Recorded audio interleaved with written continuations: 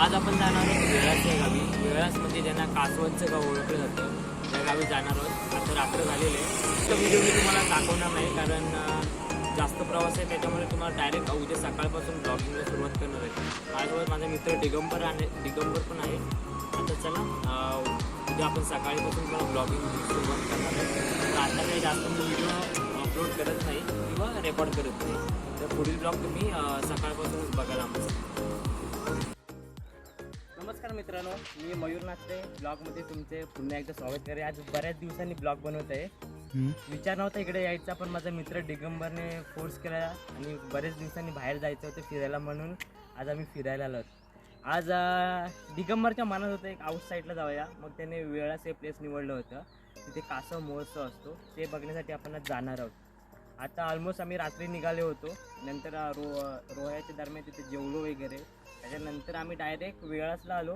तिथे टेंटमध्ये राहिलो आणि डायरेक्ट सकाळी उठल्यानंतर पहाटे आम्ही 6ला उठलो आणि डायरेक्ट बीचवरती आलो. तुम्ही बघू शकता वेळास मार्गे आलात ना की तुम्ही इथून जो रस्ता आहे, हा जो समुद्र किनारा लिहिलेला आहे कासव संरक्षण संवर्धन प्रकल्प, इथून रोड जातो या पुलाच्या खालतूनच. बघू शकता हा रोड आहे तो. फायनली खूप दिवसांनी ब्लॉग बनवते आणि आज अतिशय आनंद झालेला आहे. बरेच दिवसांनी ब्लॉग बनवायला भेटलेला आहे आणि अतिशय सुरेख अशी प्लेस आम्ही निवडले आहे. कासवांचं महोत्सव असं जे ओळखलं जातं वेळास या गावाला, तिथे आज आम्ही भेट द्यायला जात आहोत. माझ्यासोबत हा मित्र दिगंबर पण आलेला आहे. तो फेरफटका मारत आहे. आता समुद्राच्या दिशेने आम्ही जात आहोत. इथे आपण एक हॅचरी भेटते. हॅचरी आपल्याला स्टार्टिंगला भेटणार आहेत. हा तिथे गव्हर्नमेंटने लावलेला जो काही बॅनर आहे ते आहे. इथून आपण पुढे आता समुद्राच्या दिशेने जाऊ. सुरूची झाडं आपल्याला बघायला भेटेल समोरच. आजचा प्रवास खूप मस्त झालेला आहे. सकाळपासूनच सकाळी आम्ही 6 वाजता उठल्यानंतर प्रवास इकडचं चालू केलेला आहे. हे बघा, इथे लहान मुलांसाठी जर तुम्ही आला तर छोटेसे घसरगुंडी वगैरे पण इथे आहे. लेफ्ट साईडला नाश्ता आपण बोलतो, जे गावातील लोकांनी छोटी टपरी टाईप चालवले केलं आहे. ती तुम्हाला बिस्लरी किंवा नाश्ता वगैरे ते सगळं मिळतं इथे. माझ्या अगोदर कदाचित बरीच पब्लिक आली असेल, मी का अजून बघितले नाही. आपल्याला तिकडे त्या बीचवरती जायचं आहे. फायनली आपण ऑलमोस्ट पोचणारच आहोत. माझ्यासमोर काही माणसं पण चाललेले आहेत. ही जी हॅचरी आहे तिथे आपल्याला जायचं आहे. तिथे सर्व आपल्याला बघायला भेटणार आहे. आपण फायनली हॅचरीची इथं पोचलेलो आहे. याला हॅचरी असे बोलतात. याच्यामध्येच कासवाची उत्पत्ती होते. आपण बघणारच आहोत ब्लॉगमध्ये पुढे कसं काय होतं ते. हॅचरीमध्ये तुम्ही बघू शकता ते काका आहेत, ते टोपली ओपन करतात, म्हणजे त्याच्या खाली कासव आहे आणि तेच कासव आपण आज समुद्रामध्ये सोडणार आहे. पहिल्या टोपलीमध्ये बरेचसे आपल्याला कासव भेटले होते. दुसरी टोपली आता काका ओपन करतीलच, तुम्ही बघालच. त्याच्यामध्ये बघूया आपल्या नशिबात काय असेल तर अजून आपल्याला बघायला भेटेल. दुसरी टोपली आता ओपन करत आहेत.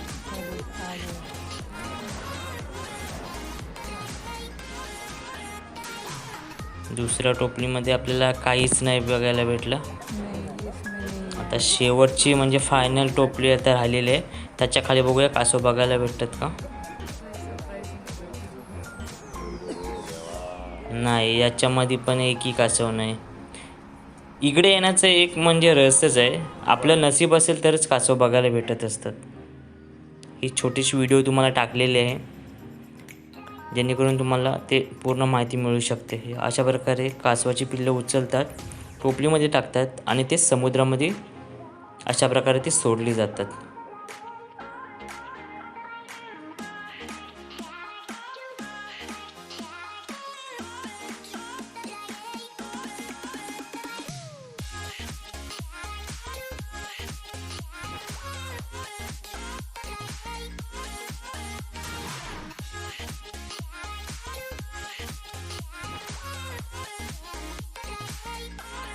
कासव महोत्सवाला आलो म्हणजेच ज्याने हा उपक्रम राबवला त्याला भेट देणे गरजेचंच आहे. त्याचा आम्ही शोध घेतल्यानंतर आम्हाला माहिती पडलं का मोहनजी उपाध्याय नावाचे इथे सर आहेत, त्यांनी संकल्पना चालू केली आहे. तर आम्ही आता त्यांना भेट देण्यासाठी चाललो त्यांच्या घरी. मोहनजी उपाध्याय, त्यांना थोडक्यात आपण कासवांचे बाबा म्हणून अशी ओळख निर्माण झालेली आहे त्यांची. आपण बघू शकता त्यांच्या घरी फायनली पोचलेलो आहोत. हे त्यांचं घर आहे. समोर मांडव, लेफ्ट साईडला मस्त बगीचा आहे. आपण आता त्यांच्या घरी जाणार आहोत. माझा मित्र दिगंबर पण आहे. टर्टल नेस्ट होमस्टे असं त्यांच्या घरावरती नाव लिहिलं आहे. पूर्ण भिंत त्यांनी कासवाचे चित्र काढलेले आहेत सरांनी. हे बघा, पाहू शकता इथं फोटोग्राफी पण खूप सारे आहे कासवांचे. बघू शकता तुम्ही, बरेचसे पारितोषिक त्यांना भेटलेले आहेत. बघू शकता पूर्ण पेंटिंगच कासवांची विविध असे चित्र आपल्याला पाहायला भेटतात. आपण त्यांच्या आता घरी जाऊयात. माझ्या वगैरे बरीचशी मंडळी इथं आलेली आहे माहिती जमा करण्यासाठी कासव संवर्धन कसं असतं. बघा आता ऐका तुम्ही आपण मोहनजी सरांकडून. वेळातला आल्यानंतर आपल्याला सगळ्या इथं माहिती आहे कासव महोत्सव भरलेला असतो. तो जो भरतो ते हे जे सर आहेत, उपाध्याय सर आपल्यासोबत आहेत, ते आपल्याला थोडक्यात कासव संवर्धन कसे करतात आणि कासवाचं महत्त्व काय हे आपल्याला समजावून सांगत आहेत. ते तुम्ही त्यांच्याकडून ऐकून घ्या. तर तुम्ही सांगा आमच्या मित्रांना. नमस्कार, माझं नाव मोहन उपाध्याय आणि माझं हे 20वं वर्ष आहे या कासव संरक्षण संवर्धन मोहिमेमध्ये. सह्याद्री निसर्गमित्र चिपळूणच्या संस्थेने काम सुरू केलं आणि वनविभागाचं रत्नागिरी जे डिव्हिजन आहे त्यांच्या म्हणजे सहकार्याने आणि त्यांच्यामार्फत हे काम सगळ्या गावांमध्ये केलं जातं. याच्यामध्ये पूर्वी लोक अंडी चोरून खात होते, विकायचे, अशा लोकांना आपण आता कन्झर्वेशन करायला शिकवलं आहे. समुद्राची मादी, समुद्रातल्या कासवाची मादी ही साधारण नोव्हेंबर ते मार्च या काळामध्ये अंडी घालायला येते. तर त्या अंड्यांना आपण संरक्षित करतो. तर त्याच्यातनं मग साधारण 45-55 दिवसांनी पिल्लं बाहेर येतात आणि त्या पिल्लांना मग सुरक्षितपणे आपण पाण्यापर्यंत सोडतो. ती जेव्हा पिल्लं घरी जातात म्हणजे त्यांच्या पाण्यापर्यंत जाण्याचा जो प्रवास, गांव के लोगों को कैसे समझाना है, कैसे पता लगाना है कि आप लोग कैसे इस बात को मान लोगे, क्योंकि बहुत मुश्किल होता है. सालों से जिन गांव में अंडे लोग खा रहे हैं उन लोगों को ये बताना कि इस अंडों को प्रोटेक्ट करो, इसमें से बच्चे बाहर निकलेंगे, उसको छोड़ो. क्योंकि फेस्टिवल तो विलास में हुआ, 2015 में आंजरले में हुआ और इस साल पहला साल है गुहागर में हो रहा है. लेकिन हमारे पास रायगढ़ में 4 बीच, दहानू और पालघर तो खत्म हो चुके हैं. इतना टूरिज्म बढ़ गया कि वहां पर नेस्टिंग नहीं होता. रायगढ़ में सिर्फ 4 बीच बचे. रत्नागिरी में इस बार नंबर काफी अच्छे हुए, 16 बीचेस पर यह काम चलता है और सिंधुदुर्ग में 15 बीच पर काम चलता है. अब यहाँ के लोगों को इनकम सोर्स तो है नहीं, तो इनको कैसे बनाना? तो एक सिंपल चीज है, लोगों की दुखती नस को पकड़ लो. तो हमने उनको यही बताया, ये जो फीमेल है ये कभी ना कभी तो इसी बीच पर पैदा हुई है या आसपास के बीच पर पैदा हुई है. तो आप ये समझ लो कि एक लड़की अपने मैके आ रही है अपने बच्चे को जन्म देने के लिए. आप अपने घर की लड़की को कैसे ट्रीट करोगे? लोगों ने ये काम, पैसे नहीं मिल रहे फिर भी शुरू कर दिया कि ये हमारी लड़की है, हम इसको बचाएंगे. और फिर भी ऐसे कुछ गांव है जहां पर फेस्टिवल नहीं होता, वहां के लोग प्रोटेक्शन में उतर गए कि हम इसके आगे काम करेंगे. तो लोगों की दुखती नस यही थी कि उनका घर का कोई वीक पॉइंट पकड़ लो. क्योंकि होता है ना कि लड़की को उसका मैका बहुत पसंद आता है, तो लड़की मैके आ रही है वापस, तो आप समझो आपकी बेटी है, आप उसको कैसे ट्रीट करोगे? आप उसके अंडे खाओगे, उसके बच्चे को हार्म करोगे या उसको बचाओगे? लोगों ने एक सिंपल चीज सोच ली कि ये हमारी अगर बेटी है, हमको इसे बचाना है. लोगों ने अंडे खाना बंद कर दिया. हालांकि उनको फेस्टिवल नहीं होता फिर भी उनको काम करने में इंटरेस्ट है. अब ये प्रेडिटर्स से बचे, इंसान और प्रेडिटर को निकाल दिया. समझिए एक फीमेल आई, नेस्ट किया, इंक्यूबेशन पीरियड पूरा हो गया, बच्चे जब रेत से बाहर निकलते हैं, आज ये जो बच्चे निकले हैं ये आज अंडे से बाहर नहीं निकले, ये करीब 4 दिन पहले अंडे से बाहर निकले. इनको सरफेस तक आने के लिए 4 दिन लगते हैं. ये अब हमें कैसे पता चला? हम लोगों ने पहले जो रिसर्च किया था उसमें हम लोगों ने 3 तरफ से कांच लगाकर कैमरा रखा. हमारी मतलब वो बेवकूफी थी कि हम लोगों ने नीचे कैमरा रखा, लेकिन तकदीर अच्छी थी, तीनों ग्लास क्रैक हो गए, कैमरा की लेंस को कुछ नहीं हुआ.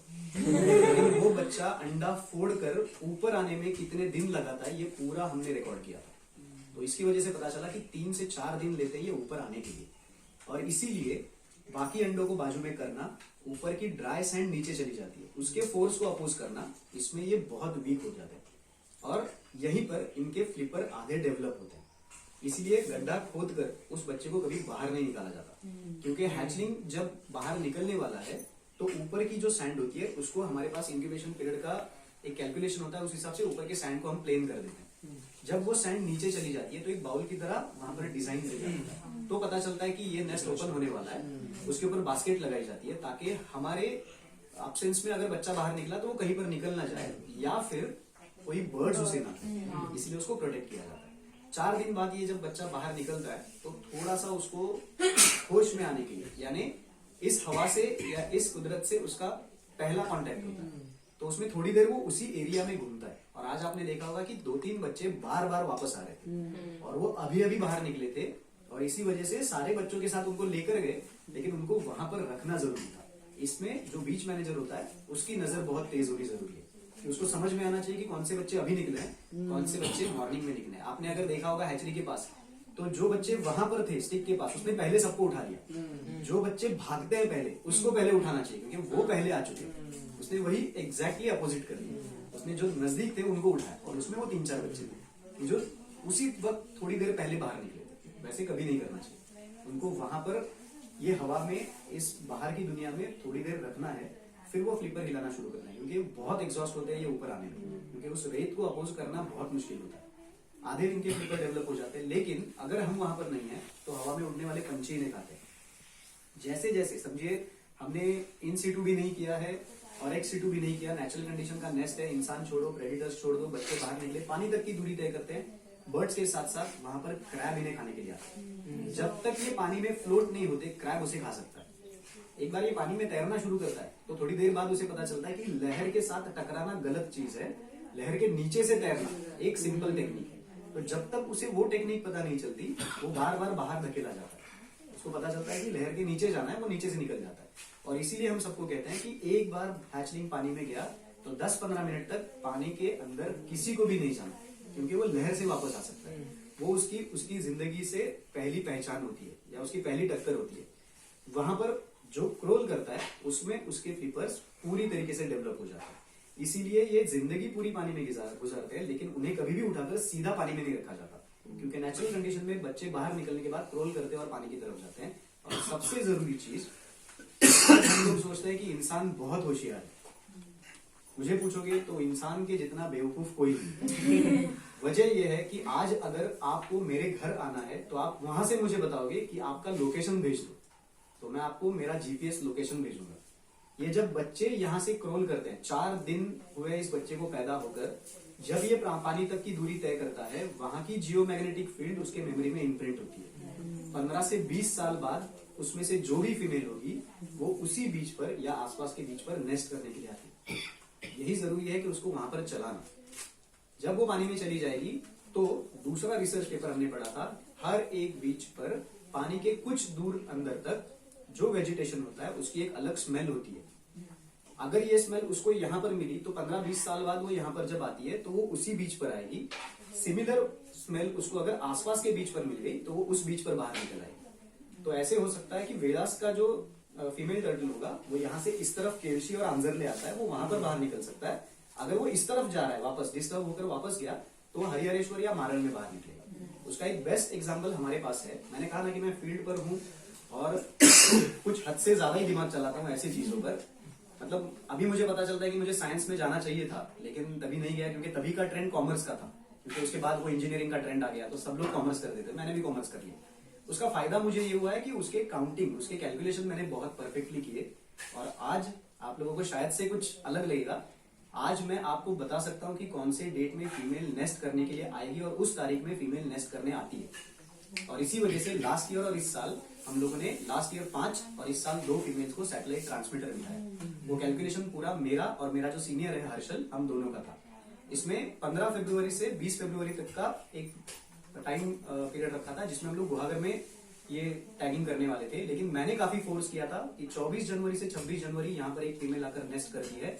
12 साल से ये रिकॉर्ड मेरे पास है। दूसरी डेट 5 फरवरी जो मेरा जन्मदिन है, 14 साल 5 फरवरी को फीमेल आकर नेस्ट करती है। वो नेचर की तरफ से मेरे लिए एक बर्थडे का गिफ्ट होता है। एरिया फिक्स है दोनों का। वो मैंने जैसे कहा कि मैं समुद्र की तरफ चेहरा करके खड़ा हो गया तो मेरे राइट में आएगी या लेफ्ट में, मुझे दोनों पता है। 26 जनवरी वाली लेफ्ट में आती है, 5 फरवरी वाली राइट में आती है और वो उसी एरिया में आती है। फिर मैंने चालू किया कि हर एक फीमेल का फोटो खींचो और तभी इंसिडेंस ऐसे हुआ।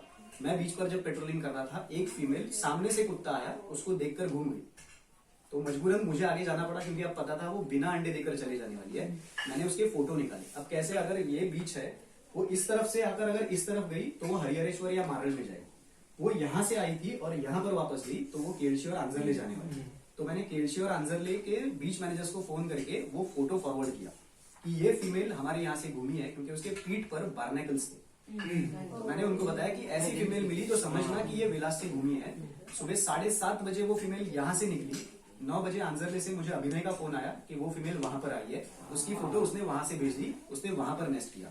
वेजिटेशन जहां पर सेम है वो वही बीचेस आसपास के सिलेक्ट करते हैं, अगर वो डिस्टर्ब हो गए तो, या फिर पूरी दुनिया घूमकर जब भी आएंगे अगले नेस्टिंग पीरियड में तो जो भी चेंजेस हो जाते हैं, क्योंकि हम हमेशा उनके लिए कुछ ना कुछ तो सरप्राइज रखते हैं। हम बंड्स बना देते हैं या फिर कुछ गलत चीजें बीचेस पर आ जाती है, जैसे सैंड बाइक्स आती है, पैराग्लाइडिंग होता है, क्योंकि हम पसंद करते हैं टूरिज्म।